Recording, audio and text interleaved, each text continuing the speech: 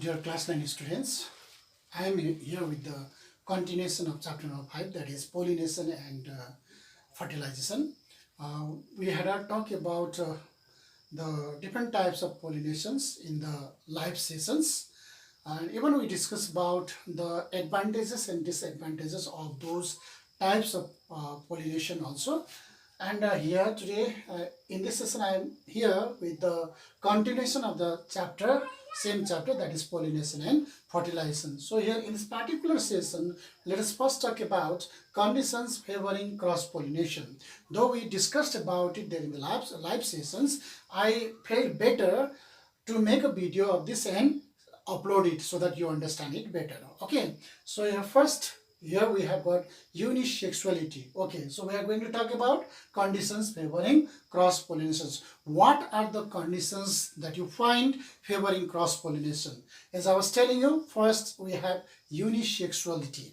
Okay, so flowers you find of different types, but among them you find some are unisexual flower, some are bisexual flower. Unisexual flowers means you understand that it has only one sex, either it has got androecium there or gynoecium there. So such kind of flowers are called unisexual, whereas bisexual flowers means when both the sexes are present there in the same flower, that is bisexual. But here we are talking about unisexuality, when you find only one sex in the flower. Okay, so either it is a male sex or female sex. Okay, so such kind of conditions that you find there in the flower favors cross pollination. If there is only one sex, if there is only one androecium, okay, obviously the pollination is not possible there, because androecium has got the function to produce only what you call the male structures, especially pollen grains there. Okay, and for pollination it requires the stigma of the gynoecium, so that it has to be transferred to the gynoecium. That's why the such unisexual flower has to depend upon the other flower of the opposite sex for your cross pollination or for the pollination. So that is called unisexuality, like in the case of papaya. So papaya is a plant which bears either only a male flower there or female flower there, so that self pollination is not possible. Okay, so in that case for the pollination the other papaya plant has to be there. That means the papaya plant of other sex has to be there in the surroundings, so that cross pollination is the only option for the pollination. Then next is your dichogamy. So dichogamy is another condition which is actually the different timings of the maturation of androecium and gynoecium. Though the flowers are bisexual, which contains both androecium and gynoecium, but the timing of maturation of this androecium and gynoecium is different. Okay, because for the pollination the timing of the maturation of both androecium and gynoecium should be the same, then only it is possible. Okay, so this is called dichogamy. Different timings of maturation of androecium and gynoecium is dichogamy, and it is of two types, protandry and protogyny. In some cases we find the anthers maturing earlier than stigma. In some cases we find stigma maturing earlier than anther. So accordingly there are two terms used. One is protandry. Please remember protandry, which you can see in sweet pea also, where what happens is that your anther. Okay, anther means this one. Okay, so this anther. So anther matures earlier than stigma. Okay, this is your stigma. So this is your stigma. So here what you find is that anther maturing earlier than stigma. So the timing is not same out here. Okay, and such case can be seen in sweet pea, and it is called protandry. Similarly, protogyny, another one is protogyny, which can be seen in custard apple. So in this case what you see is that your stigma matures earlier than anther, just opposite to this matures earlier than anther, so this is called protogyny. And this characteristic of the flower is called dichogamy, which favors cross pollination. Okay, though both are there, but timing of the maturation of these two is different. That's why the only option left for pollination is cross pollination. Then we have got self sterility. Self sterility, which can be seen in orchids. Self sterility, here the pollen grains coming from the anther of the same flower is not accepted. It's not accepted, which is called self sterility. Alright, though the pollen grains are coming from the anther to the stigma of the same flower, or the flower of the same plant. Okay, but what is happening there is that the pollen grain falling on the stigma doesn't further develop. Okay, doesn't further grow, which means it becomes futile. It doesn't work. All right. So such kind of property is called self-sterility, which can be seen in orchids. So here the option left is only cross pollination. All right. The other one is a orchogamy. So orchogamy, which can be seen in a kind of flowering plant like pansy, where what you see is that a kind of mechanical covering on the stigma in order to avoid the pollen grains coming from the anther of the same flower. Okay, something like that here. Suppose the stigma is here. So when the anther is coming out here, so this anther cannot reach the stigma because there is a hood. There is a mechanical barrier, like hood cover is there, so that pollen grain cannot reach the stigma. So this is called orchogamy. Then, and here also the option left is cross pollination. Then heterostyly. So here heterostyly means the height problem that you see there in the androecium and gynoecium. Height problem is something like this. Yeah. Suppose this is the gynoecium here, which is very long, very tall. So androecium will be very small out here, like this, very short out here. Okay. So height problem between the gynoecium and androecium. Okay. So that pollen grains cannot reach that far here. Okay, so this kind of problem is called heterostyly, which can be seen axially. So in all these 5 conditions, the self-pollination is not possible. The only option left in all these conditions is cross-pollination. Okay, now we'll see agents of cross-pollination. Okay, agents of cross-pollination, it means pollen grains cannot reach on their own, okay, to the stigma. That's why it has to depend upon some agents. So especially there are 3 different kinds of agents for cross pollination. They are insects. It may be of different types of insects. Okay, then you have wind and water. So these are the 3 different agents of cross pollination. So first we'll talk about insect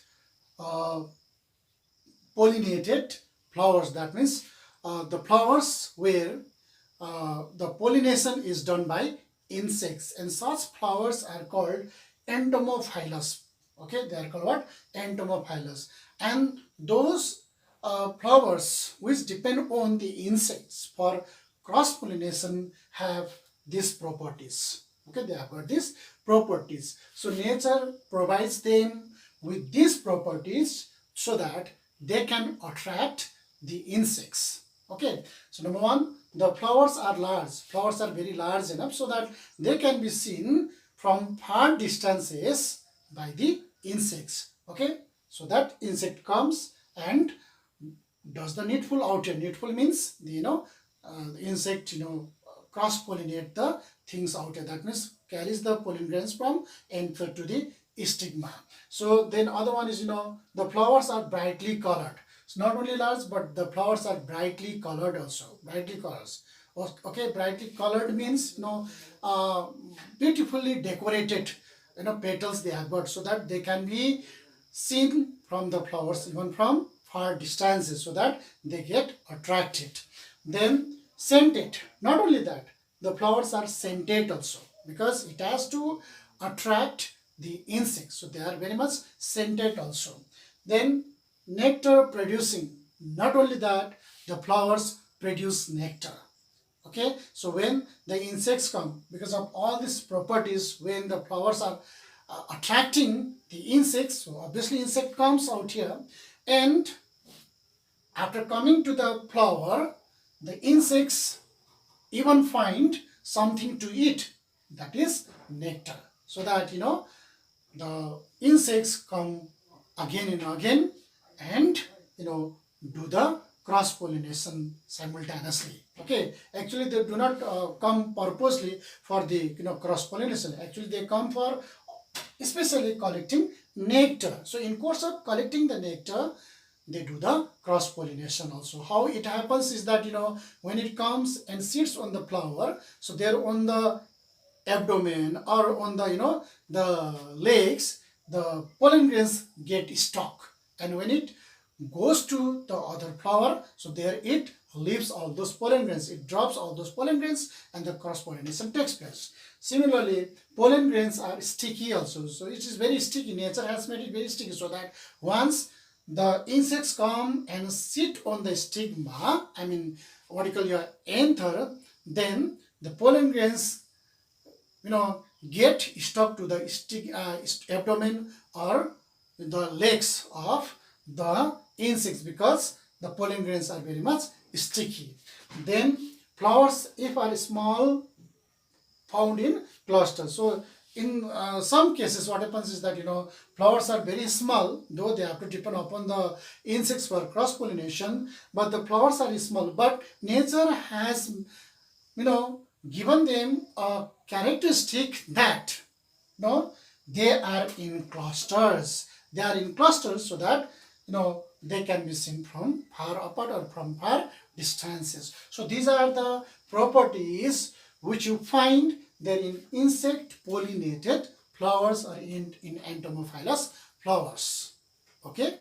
So next we have is wind pollinated flowers, which is also called anemophilous. That means pollination done by wind. Okay, and the flowers are said to be anemophilous flowers, and they have got these properties, following properties. Okay, so I'll just explain it. Number one, the flowers are small, unlike the entomophilous flowers. The flowers in this case are small, not large. Similarly, flowers are not brightly colored because the flowers need not attract the insects. It is simply depending upon the wind. So it needs not to be brightly colored. All right. Then not scented also. It doesn't need to produce scent. It doesn't need to produce nectar also, unlike the entomophilous flowers. And here stamens are long and hang out. Stamens, the stamens which you see as the male part of the flower, so that is very long and hang out of the flowers. Okay, hang out of the flowers. It is exposed to the atmosphere, so when the wind blows, it can be moved by the wind, so that the pollen grains can be taken away, it can be dispersed. Okay, then anthers are large and loosely attached. Anthers is the male part of the flower, okay, which produce pollen grains, are large and loosely attached, so that once they are hit by the wind, so they can be blown away. Okay, then similarly pollens are produced in large quantities. Pollen grains are produced in large quantities, so that out of such many pollen grains, some can reach the right place also. Right place in this case is the stigma of the same plant. Okay, same plant means same species, same type of plant, because pollen grains may be reaching the stigma of some other flowers of some other plants also, where it doesn't grow, it doesn't develop. But here nature has provided them with such facility, with such what you call that, your property, that they can produce the pollen grains in large quantities, so that out of such many pollen grains, some pollen grains can reach the stigma of the flower of the same type, so that pollination can take place, or the further fertilization or further development can take place. Then pollens are produced in large quantities. Similarly, pollens are light, dry and smooth. Pollen grains are very light, dry and smooth also, so that they are not heavy for getting blown off by the wind. Okay, so they are very light. Then also stigmas are feathery and hang out. Similarly, stigmas, which are the female parts, are also feathery and hang out of the flower. So these are the properties which are provided by the nature, so that the cross pollination can take place by wind. Okay, so this is called what you call that, the properties. So these are the properties of wind pollinated flowers. Okay, now the last type of flower you see where the cross pollination takes place, that is water pollinated flowers, which is also called hydrophilous. So here the pollination you see being done by water, hydrophilous, and they have got these properties as you see here on the board, and it is exactly taken from your book only. Number one, pollen grains are produced in large quantities. Okay, similar to the second one, that is your that is a wind pollinated flowers. Similar to that, here also the pollen grains are produced in large quantities, because here also the pollination is not certain. Okay, it is not certain because it is depending on the water for the pollination. That's why nature knows that, and accordingly nature has made it prepared, so that the pollination is done. So how it is prepared? In this way. Number one, nature has given them the property so that they can produce the pollen grains in large quantities. Number two, pollen grains have a specific gravity. Okay, pollen grains have got a specific gravity which is almost equal to the water, so that the pollen grains keep floating on the surface of the water. Okay, it can float on the surface of the water because their specific gravity is similar to the water. Okay, and in some special cases what you can also see is that, like in the case of Balisneria, which is an aquatic plant. So here in this case what you see is that male flowers keep floating on the surface of the water till they meet female flowers. Okay, until and unless they meet the female flowers there on the surface of the water, they keep floating. Okay, after meeting the female flowers only, after serving the purpose, only they will disappear from there. Until and unless they find the female flowers there on the surface of the water, they keep floating on the surface of the water, which you can see in some kind of plants like Balisneria. So these are the properties that you find with the flowers where the cross pollination you see being done by water. So these are the different kinds of what you call that, your agents of the cross pollination there in the flowers. Okay, we'll do only this much.